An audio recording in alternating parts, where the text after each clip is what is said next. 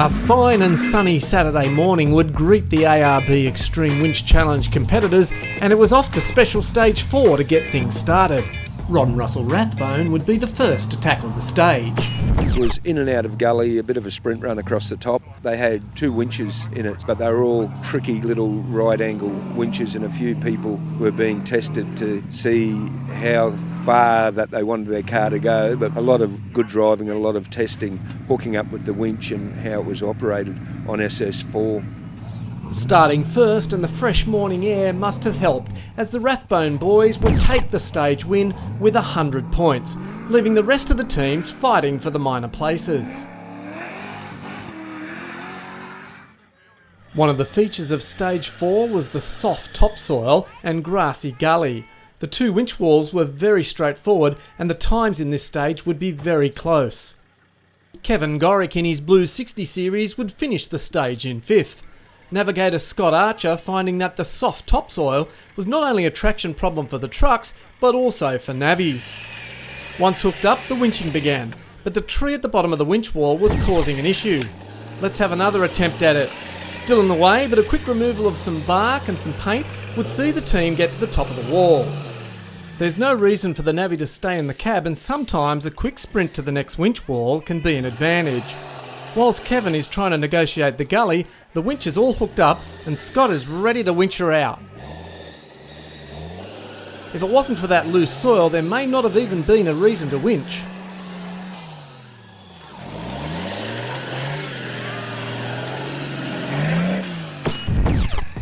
While we check out the rest of the action in Special Stage 4, putting on an event like this takes a lot of effort, and organiser David Metcalf explains how he makes this all work. We had John Leeson come down from up Kilcoy Way, mate of mine, so he's been down during the week helping us. My son Troy Metcalf has been with us for a lot of events over the last couple of years, so he took time off again to come down and give us a hand. But these events run with local people like Dave and Chrissy who own the property. You know, without them it wouldn't have happened. You know, we had the use of a cabin out the back. It was fantastic. But the Tamworth 4-Wheel Drive Club, ever since I've been down in the Tamworth area, have always been supportive of the event, you know, supplying officials and everything. So without them, these events don't happen. You know, the volunteer workers has been fantastic. Ian Hughes is heading to the top of the winch wall to hook up the OTC Toyota Landcruiser, ready for the first winch wall in SS4. Phil Bell is behind the wheel and gets the winch going to drag the truck out of the gully. The winch on this truck is one of the fastest in the competition and really makes extreme winching look simple. After getting to the top of the second winch wall in this stage, they were placed 3rd.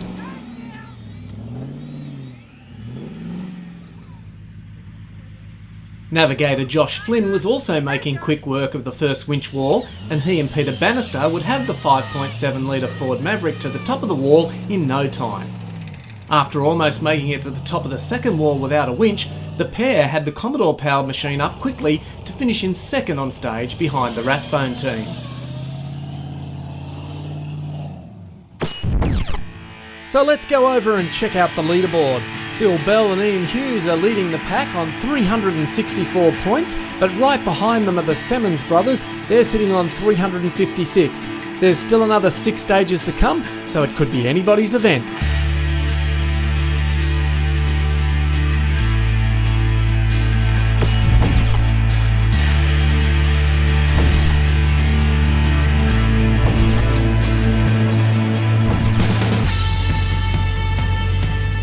The next stage is SS5, and we're moving north on the property to the top of the hill. The terrain up here is quite different to the last stage. It's rocky, it's slippery, and it's very steep. Here's Metcalf to explain. We had a gate in a bit of a rock outcrop. I put the gate in as a bit of a safety factor. The way some of these guys drive, if you hit that too hard, they would have been back down the hill. A lot of trees on the hill, but it was still pretty open, and there would have been a lot of damage done if they had gone over backwards. So I elected to put a gate in, and then they still had troubles getting up that rock outcrop. But yeah, it was a straight down, little gnarly turn on the bottom, a bit of side angle, and then up a rocky hill.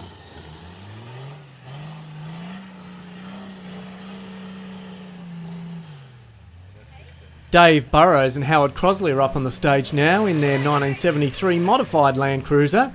It's sounding great too with its fuel-injected 308 Holden motor. It's been stroked out, and I believe the engine in this hasn't been touched on the inside for 22 years. They tell me it still revs to 7,500, which is pretty impressive, and it sounds great.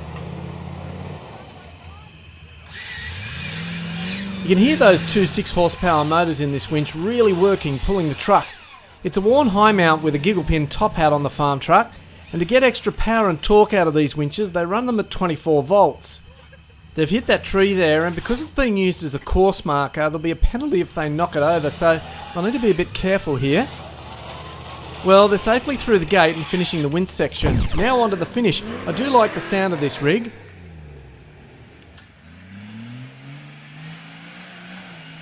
Matt Holgate and Peter Ford are up next. Let's see how they tackle the hill.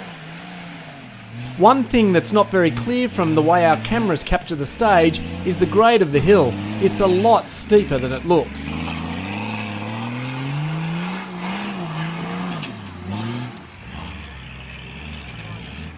You can see he's struggling a bit on the rock section, and that really holds him up. He finishes the stage with only 71 points, down in 8th on stage.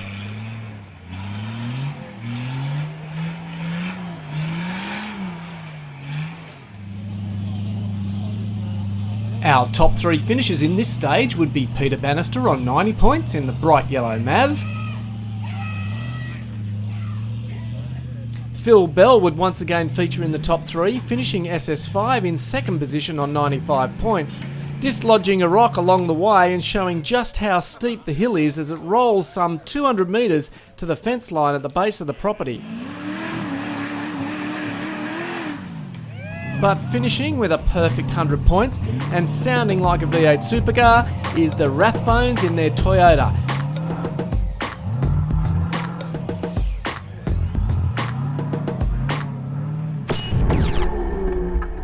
Over to Special Stage 6, which is very similar terrain, but started with a quick dam crossing. David Metcalf explains. The dam was a solid bottom, up the dam wall and wind up again through the bush, and we had these 2 nice rock ledges.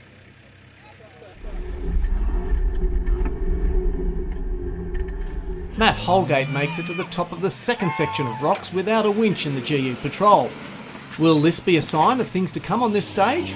Let's see how Kevin Gorick in the 60 Series Landcruiser fares. That whistle indicates too much wheel spin and drivers must stop spinning or a penalty be applied. Navigator Scott Archer getting out to set up the winch, but in the next section it all goes wrong, getting stuck behind a tree. They finish last on the stage, managing only 53 points.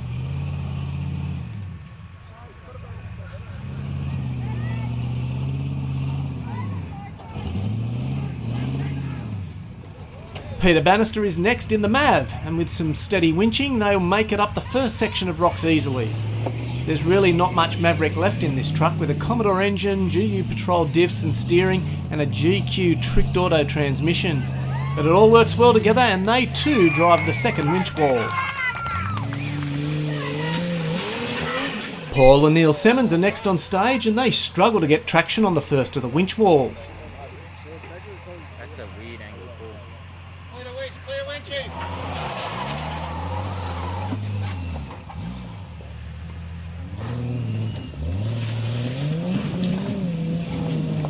The 2nd winch wall proves to be too slippery for the GU Nissan Patrol, and unlike a few of the other teams who have managed to drive it, they have to resort to the winch. They finish 5th on stage.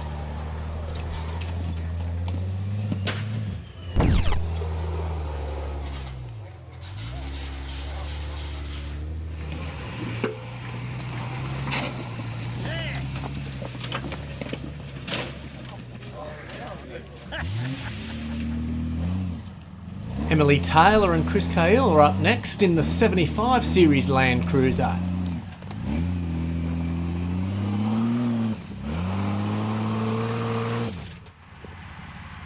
Traction on these trucks has a lot to do with suspension and tyres, and you see quite a few different configurations in use. Emily's pink Toyota has the very popular Maxxis Trepidor tyres fitted and has Fox coilover suspension. The times are very tight in this stage and they make it through SS6 with 71 points, but this is only enough to get them into 7th on stage.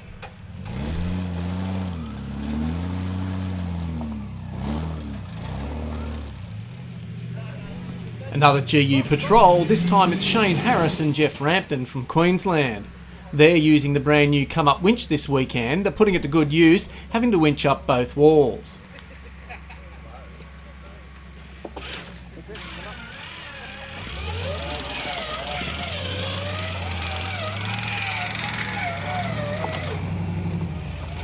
It's certainly obvious that those who drove the second winch wall are at a distinct advantage, and unfortunately the time for these guys was a lot slower and they could only manage 56 points.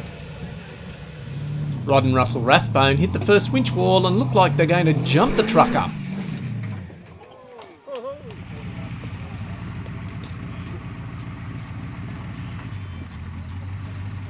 They have to go to the winch and then struggle with a diff caught on a rock.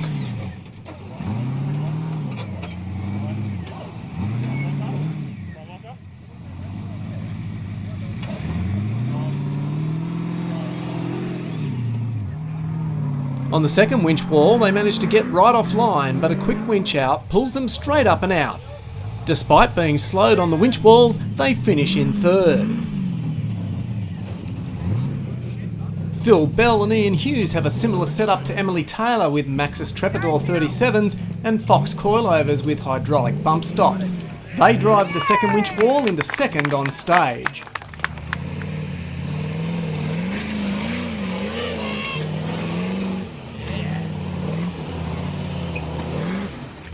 But proving that sometimes slow and steady is the way to go, Dave Burrows drives both the winch walls into first place on SS6.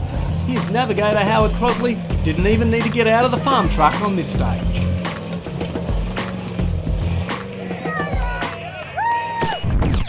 Special Stage 7 started with a long sprint followed by 3 small winches out of a dry creek bed.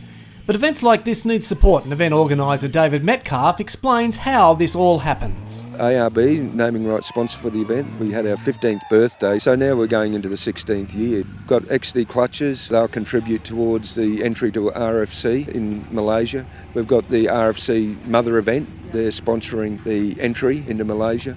We've got dynamic wheels and tyres, and during the event you get the support from locals. You know, it's offered to you, here's some banners or here's some signage. So yeah, I still get a lot of support even after going into 16 years, and it's great. The teams, we had 7 from New South Wales, and we had 2 teams down from Queensland, Emily Taylor and Chris Carl. They're from the Springs, so they weren't able to do round 1, but they made the trip down from Warwick. And we had Shane Harris and Jeff Rampton down from Morayfield, which is just north of Brisbane. And the truck they were in was been in 2.5 years or whatever in the making. They did cliffhanger with it this year, and they came down to their basic first winch challenge in it. So, the quality of cars, between Shane's, the quality is right there. Some of them mightn't look the part as you think a vehicle should look. Some are battle-tied, but all their running gear, the motors, they're just so sweet. So it was a very top class of competitors. Even though the numbers were down, I'd still place these guys, as some of the best in Australia.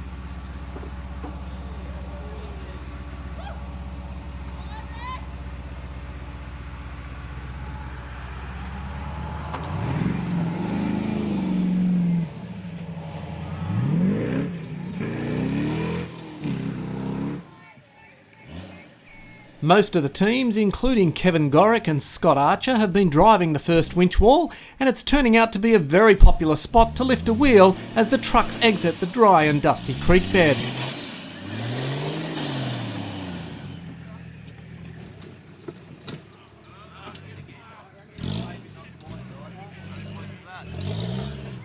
The second winch wall is a bit steeper, and with very loose dry soil, the ability to drive out without using the winch pretty much impossible. Kevin's truck would have struggled even more in previous events as it started its competition life as a long wheelbase 60 series. Over the years, the truck has slowly transformed into what is now a very capable winch truck. Plenty of spectators have made the long walk down to the bottom of the property, and they wouldn't be disappointed with Dave Burrows launching the farm truck out of the gully. Considering the length of each stage is usually less than a few kilometres, this truck has a 120 litre fuel cell. This suggests it may have originally been built for endurance events. Paul Semmons is another truck to really lift a wheel coming out of the gully. Like many of the other competitors, this truck is running the 37-inch Trepador tyres. One of a few Nissan Patrols in this event, this GU has a 4.8 litre intercooled turbo engine. It also has a manualised automatic gearbox with GU diffs running ARB air lockers. The GU diffs seem to be the choice of most teams, even in the Toyotas. Matt Holgate there, really popping a wheel up and keeping the crowd entertained. He drives the last of the winch walls and finishes the stage in 5th place.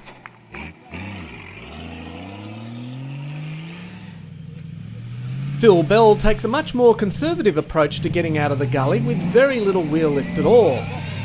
Now, we've talked a little bit already about the speed of their winch. Now, this all comes from a twin motor low mount unit with free spool. It's actually built by Russell Mason in Rockhampton, who has a bit of a reputation for fast winches and has done a few for the guys competing in the Hammers events. Peter Bannister is starting to show some real form in the Burson sponsored Mav. This truck has an interesting setup with Dobinson springs and shocks in the front, but in the back it's running a custom 3-link rear suspension setup with Pro Fender remote reservoir shock absorbers. The Mav is certainly a crowd favourite, especially with Pete's mum, who's often heard cheering them on. They finished second on stage, their second place this weekend. But with yet another stage win would be the Rathbone team. Some very quick driving and some very quick work in the gully from navigator Russell, they would secure their 3rd stage win for the event despite some disturbing smoke coming from the winch.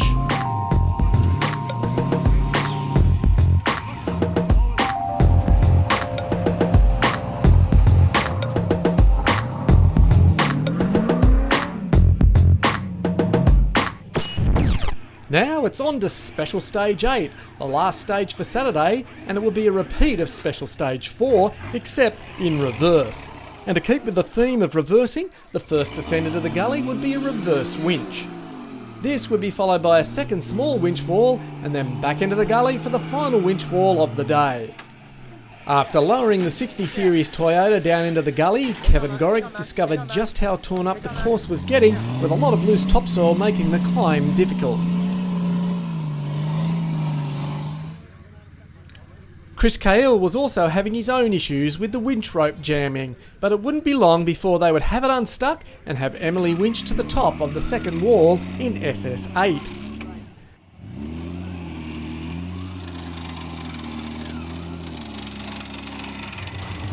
Dropping into the gully backwards is sometimes an uneasy exercise, and the winch rope is really only used to stop the vehicle toppling over backwards.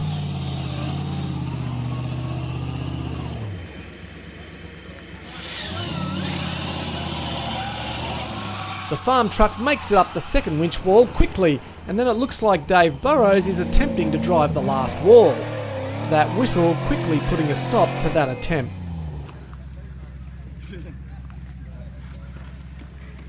Jeff Rampton has the Nissan Patrol quickly hooked up and out of the gully.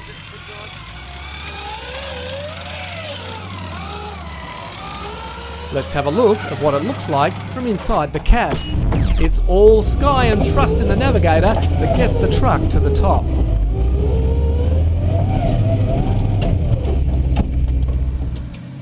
With all that throttle, Shane Harris obviously can't hear the whistle and manages to drive out of the final winch wall, which manages to give him 4th on stage. But let's look at how the final stage wraps up. In 3rd place on the stage is Paul and Neil Semmons. They have a very conservative run, winching on all 3 walls, but staying out of trouble and snagging 90 points.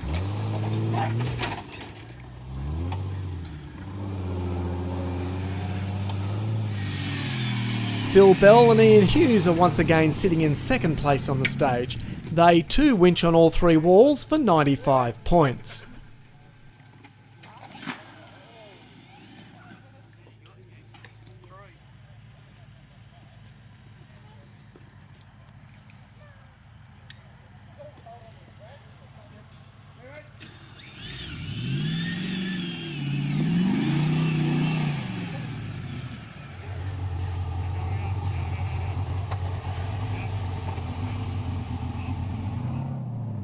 But with the fastest time and a rooster tail of dirt and rocks out of the final winch wall, Rod and Russell Rathbone would take the 100 points for a stage win.